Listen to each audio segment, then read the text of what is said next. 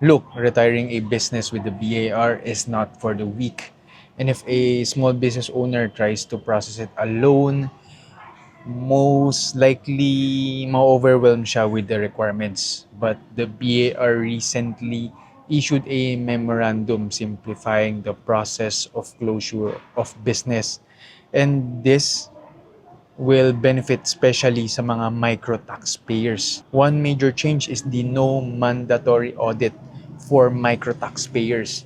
This means gross sales of less than 3 million pesos preceding the taxable year or gross assets of less than 8 million pesos upon retirement. For those who are not aware, yes, may mandatory audit talaga when you try to close a business.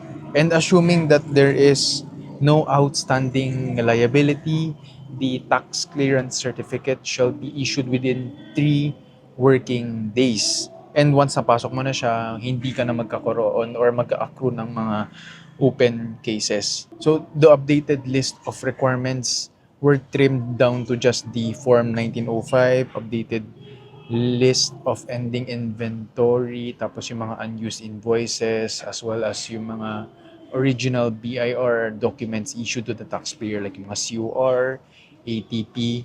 So yes, pinabilis na ang closure requirements to make it more business friendly, but it also rests upon the taxpayer to hold up their end and process this accordingly.